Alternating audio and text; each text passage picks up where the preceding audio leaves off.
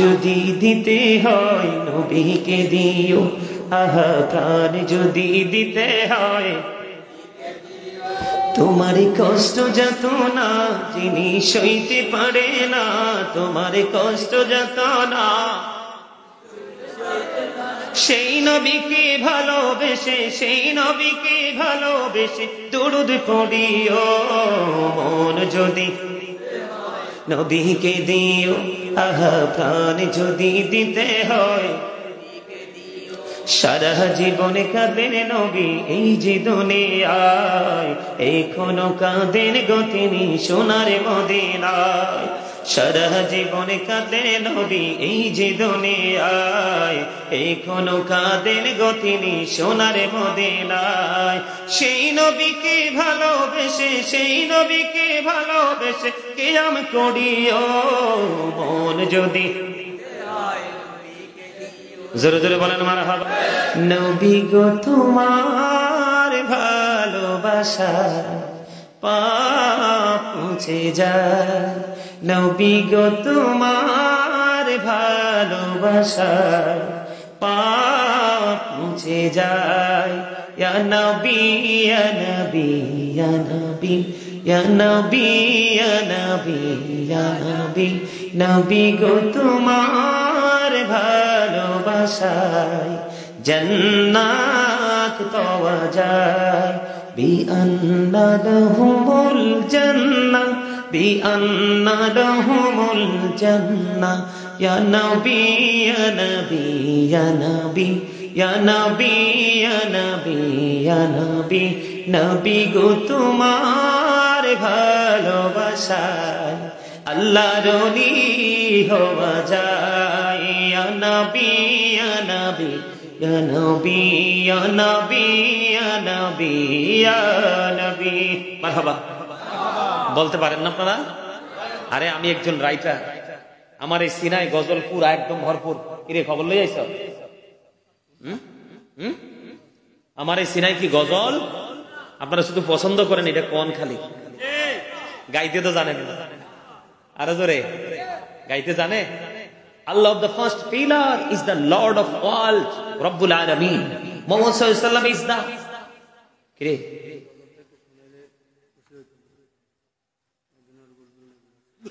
ওমা কি কঠিন হার্ড একটা গজলতে দিছে রে। আচ্ছা ঠিক আছে, একটু শোনামু আনে, ঠিক আছে নাকি আগে একটু শোনাইলে যাও? শোনাইতা পারলে আমার সাথে একটু গাইবেন। এটা পুরনো, অনেক দিনের পুরনো গজল। মদিনার বুলবুল নবী রাসূলুল্লাহ পাঠালেন খুশি হয়ে নিজে মাবুদ আল্লাহ। বলে মদিনার বুলবুল নবী রাসূলুল্লাহ পাঠালেন খুশি হয়ে নিজে মাবুদ আল্লাহ। মদিনার বুলবুল পাঠালেন খুশি হয়ে নিজে মাবুদ আল্লাহ। নবুয়ত পে নবী দাওয়াতে মাশগুল, তায়েফের ময়দানে গাহিতেছেন বুলবুল। বলো শুবে ঈমানে মুখে ইল্লাল্লাহ। পাঠালেন খুশি হয়ে নিজে মাবুদ আল্লাহ। মদিনার বুলবুল সবাই পাঠালেন খুশি হয়ে নিজে মাবুদ আল্লাহ। বলেন মদিনার বুলবুল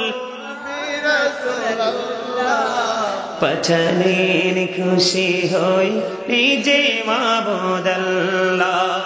ওয়াহদত বাণী শুনে খেপিল তায়েফ গণ, নবীকে পাথর মেরে জাহের করিল খুন। মারে পাথর নাকে মুখে না মানিয়া আল্লাহ।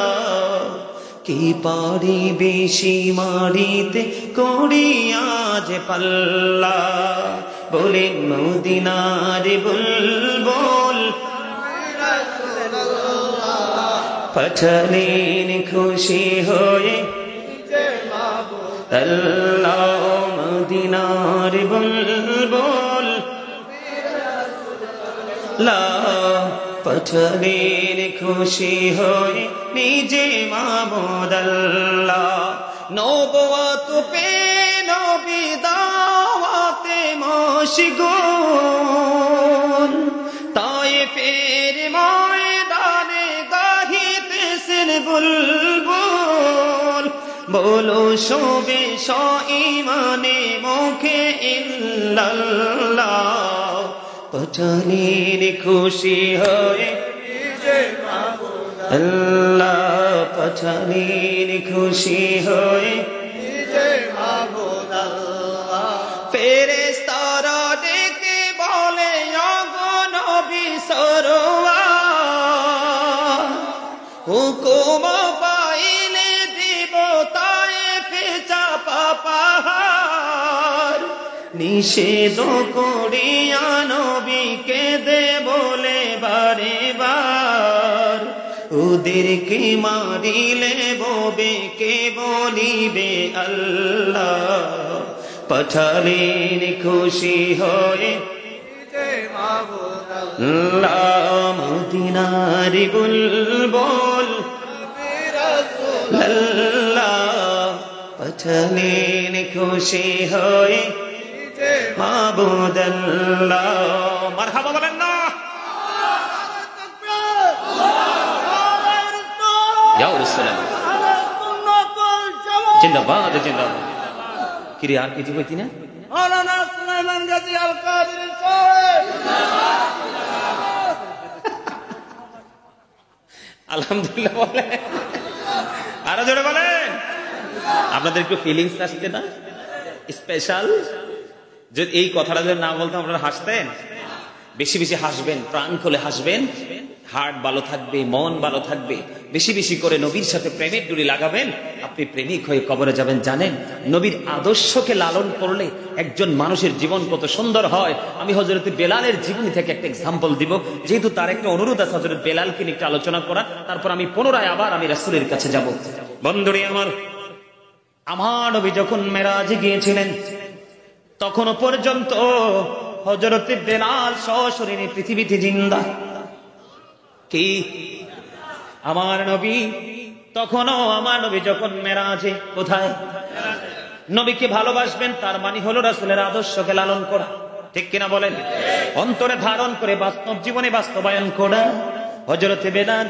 আমার নবী যখন বন্ধু জান্নাতের দিকে কদমটা বাড়িয়ে দিলেন জান্নাতের দিকে কদম মোবারক বাড়িয়ে দিয়ে আমার নবী দেখতে পাইলেন ও বন্ধু জান্নাতের মধ্যে কদমের ছাপ দেখা যায় কি দেখা যায় ঢুকেছেন কে আপনার আমার প্রাণের নবী কিন্তু আমার নবী জান্নাতের মধ্যে কদম দিয়ে দেখতে পাইলেন আরেকটা কদমের ছাপ আমার নবীজি নজর দিয়ে চাইয়া দেখলেন এই কদমের ছাপটা কার রে আমার নবী চাইয়া দেখলেন এই কদমের ছাপ হলো হযরত বেলালের আমার নবীজি মেরাজ শেষ করে আসলেন পৃথিবীর বুকে এবার বেলালকে ডাকলেন বেলাল তোমার জীবনে কি এমন আমল করেছো রে বেলাল আমি নবী জান্নাতের মধ্যে কদম দিয়ে দেখতে পাইলাম তোমার কদমের ছাপ জান্নাতে দেখা যায় রে বেলাল এবার বেলাল দেখি দেখি বললেন ইয়া রাসূলুল্লাহ ইয়া হাবিবাল্লাহ নবী গো আমার জীবনের সবচেয়ে বড় কর্ম ছিল পবিত্রতা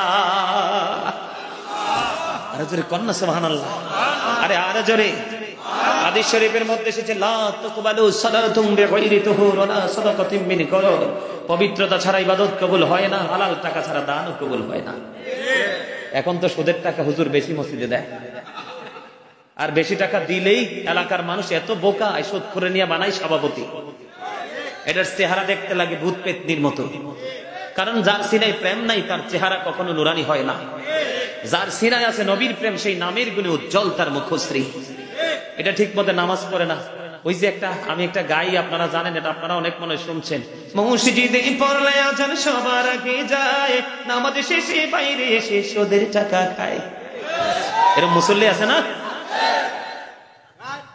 আজকে মসজিদগুলো নোংরা হয়ে গেছে হক্কানি কোন আলেম মসজিদের মিম্বরে দাঁড়িয়ে সত্য কথা বলতে পারে না শুধুমাত্র একটা কারণ, নবীর দুশমন দিয়ে মসজিদকে কি করে দিয়েছে, ফিল করে দিয়েছে। এটাই হলো গজব। যখন আপনি মানেন বা না মানেন, যখন একটা মানুষের বাক স্বাধীনতা থাকবে না, তখনই কিন্তু সেই এলাকায় নেমে আসবে গজব। কথা কি বুঝে আসছে আমার?